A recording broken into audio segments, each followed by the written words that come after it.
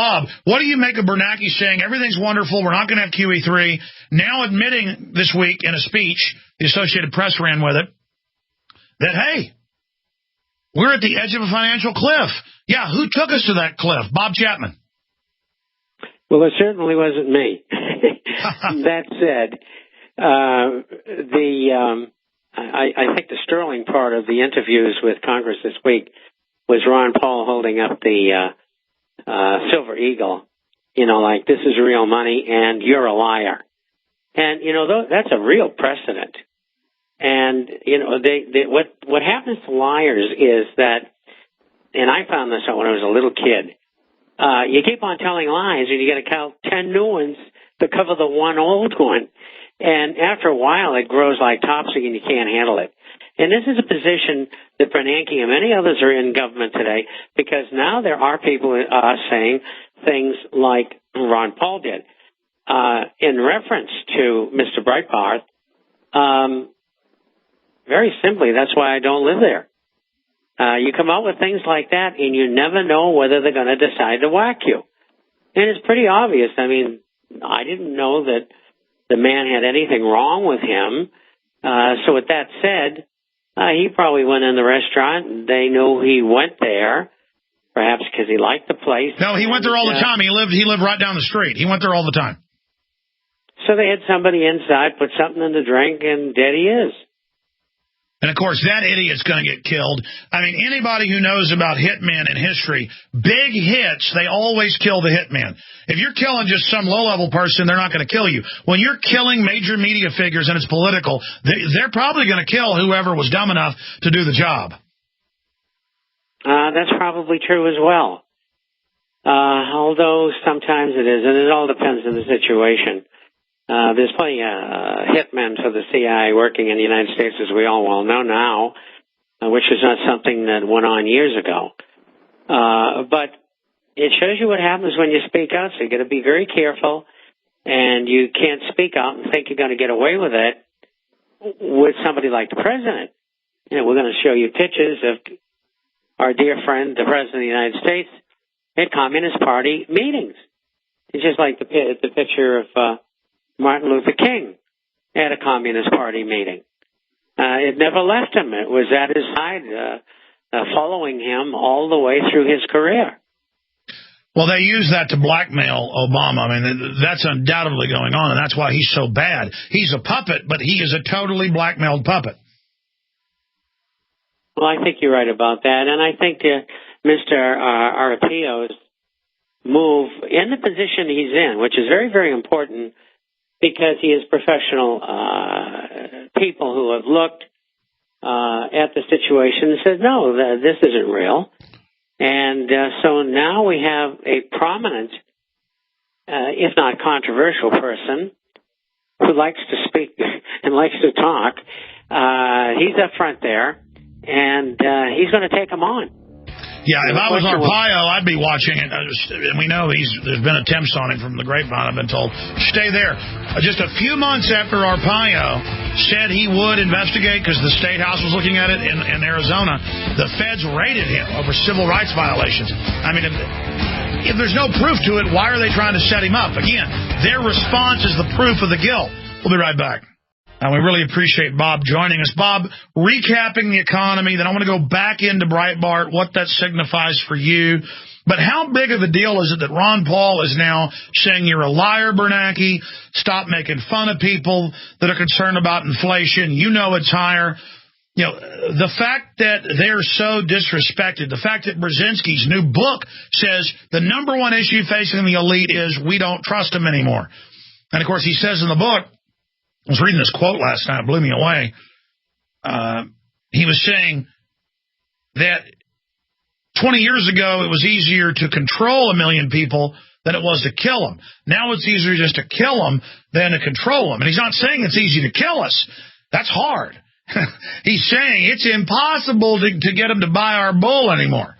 So they've lost the info war, so that's why they're suddenly arming to the teeth against us. But that's not going to work. Look at Europe when they suck everything dry. The police are turning against them. The firemen, the bureaucrats. This is a nasty system. And now The oil prices are exploding. Now the Federal Reserve is in trouble. The world government's being announced, but we were there exposing it beforehand, so people know it's not just some new solution they thought up. Where do you see the world right now, Bob Chapman? Well, I think the situation with Ron Paul, as you asked earlier, is that people are starting in prominent places to speak out in very plain English. Mr. Bernanke, you're a liar. I mean, that's enough to floor anybody. I've never seen anything like that happen in the House or Senate before. There's all kinds of rules that you must be nice to them and ask them tough questions occasionally. So I think that's a turning point. You and I have been watching Brzezinski very closely for some years. And yes, you're right. They're terrified. They don't know what to do. And then on top of the tremendous amount of money that's being put into the system, we have a system in Europe, which is the European Central Bank, borrowing almost $1.4 trillion from the Federal Reserve. They're crazy. Now, that's going to last about a year and a half, and it's going to come unglued again. What are they going to do, another $1.4 trillion? Probably. And that means there's going to be lots of inflation, and that means people are going to be very unhappy, and gold and silver are going to go up. And just to be clear what Bob's talking about, Ron Paul tells Bernanke he killed the dollar. That's Forbes, and in there he called him a liar. And we haven't even played that clip. We linked to it a few days ago at Infowars.com, but the gloves are coming off. The gloves are coming off. And then to attack Ron Paul, they put out this meme that he's working with Mitt Romney, and that he's never run an ad against Mitt Romney. I went and looked, and Steve Watson wrote an article about it. He's run 3 different ad packages against Romney and spent over a third of his attack ad money on Romney in the last 6 months, and has been running ads for 2 weeks against Romney. It's just all a hoax. It's just more lies and lies and lies. And you can expect it, ladies and gentlemen, so look at everything on both sides. Today, we're looking at Senator Kerry and Graham talking about how the Saudis, they thought, were involved in 9/11. Now, I don't have any inside information. I don't know exactly what's going on, but it looks like they're setting the Saudis up. So you can put that in the back of your mental chamber, and let's see what happens.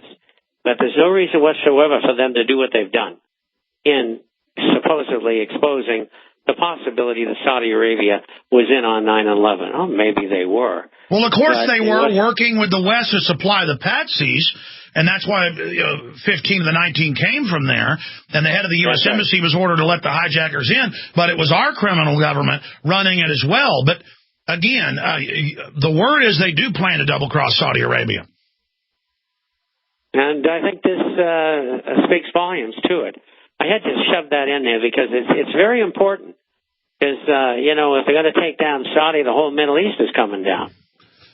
Let me ask you this question. Well, that's what Lindsey Williams says his oil company exec guy told him. He said 2 years ago he's going to start in the Middle East. The Saudis will be last.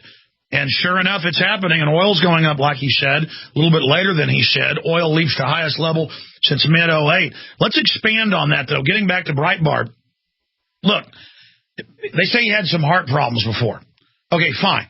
43, people do have heart attacks at that age. He says, I'm going to get you, Obama. I've got video of you in college with your commie friends. Now we've dug up other quotes the last week where he said it's them with terrorists, him at communist meetings. This is going to destroy him. That's our story. It's now up at Drudge, one of the top stories on the web. This is number 6 on Alexa. We'll check. It'll probably be number 1 soon. We've had that a few times. The point is the number of people killed by government is well known. The fact that they have systems to give you heart attacks is well known. The fact that he goes to this neighborhood bar he goes to routinely, drinks 2 glasses of wine over 2 hours, was not drunk, looked completely normal. People that were there and talked to him. He had long political conversations, said, I'm going to bed, leaves right at midnight, and pretty much drops dead on the street. Goes into cardiac arrest, they say. Then they're not sure. Goes to the hospital. And within 2 hours, they already are saying it's a heart attack and natural causes when they never do that. With Whitney Houston, Michael Jackson, it takes a week at least. So we've got all that going on. And it's the fact that they were saying how he died within a few hours is the fact that they were trying to get ahead of the story that he was killed. That, for me, is a big smoking gun. But then, Bob, he was going to release the video, we now learn. This is confirmed. He was going to release the video March 1st, the hours before he's killed. So he's killed in the early morning hours, Pacific time, of March 1st, the day he was going to go public and release it and was all excited. I mean, the chances of that, Bob, what do you say to that? 1,000,000 to 1. The big question is there more than one copy of the video, and who has them? Well, he was going to release it that day, and I said yesterday, if the Breitbart people come out and say, we'll release it in a few weeks, you know they've been told to go edit it and cut certain stuff out. Not a good sign they're announcing it's going to be in a few weeks now. Why wasn't it released yesterday? Why isn't it being released now when he's the biggest story out there? That's Byzantine. I will tell you. I just don't know. I will tell you, behind the scenes, people very close to him are saying that their gut is he was killed. Michael Savage has said that, too. And Michael Savage, I know from insiders, has bodyguards and broadcasts from like 6 different locations and literally thinks they're trying to kill him. And I knew this months ago and then again weeks ago, that Michael Savage is in hiding right now. Well, that's understandable. And that's what I'm doing as well.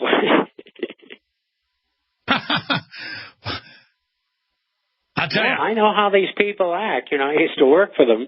And, I'd like to be told twice about something. I'm not dumb. What, they say we're going to kill you? Oh, yeah.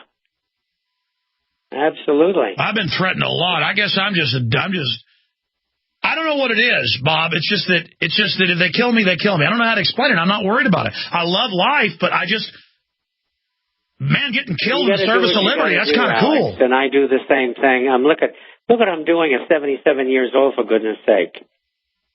And why? Because I care about other people, just like you do and many of the other people out there. And so we keep on giving it to them, and if we get killed, we get killed. It's the price we have to pay. Well, I don't blame you. They tried to set you up, tried to plant hand grenades on you. I mean, I think if as much stuff happened to me as you, I might leave the country, but I don't know. It's kind of exciting. I guess I'm like a moth to flame. I'm just not worried about it.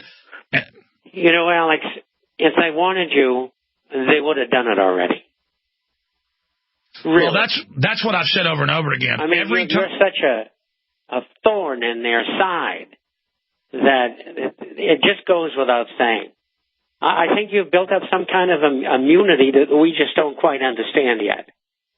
Well, I think what it is I mainly just analyze stuff that's already out there. What I've seen people get killed over is when they have a particular breaking, smoking gun. D.C. Madam, Breitbart, Vince Foster, that's when they kill you. When you're prominent and have the information that can bring them down, that's why they come after you. That's right. It's just like pointing a gun at them and daring them to shoot back. Yeah, I mean, I never act wild and crazy on purpose either. That's just who I am, and I think there's kind of that crazy factor. Like the Native Americans thought the wild guy was like holy or whatever. But I think the biggest thing is highlighting, underlining. If they kill me, it highlights and underlines everything I've said, Bob. My work is so prolific and so on target that if they kill me, they know it'll create a cult. And I think that's why I'm not dead. I think they learned that when they kill people, just because they don't like what they're saying, it backfires. But I think they had to kill Breitbart because he said, I'm bringing you down, Obama. I got you at the commie meetings where they were discussing re-education and arresting America and overthrowing the government. And people think I'm wild. I mean, he was in their face, man. They were scared of him. He took upwards of $8 billion a year away from Acorn, Bob. It might not even have been Obama. Think of all those mob groups that lost that money. You're absolutely right. And you're right about yourself, too, in relation to government and those who control government.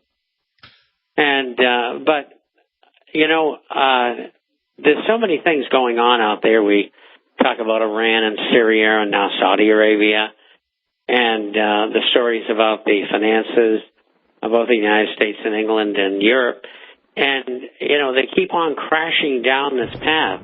And it brings you back to Brzezinski.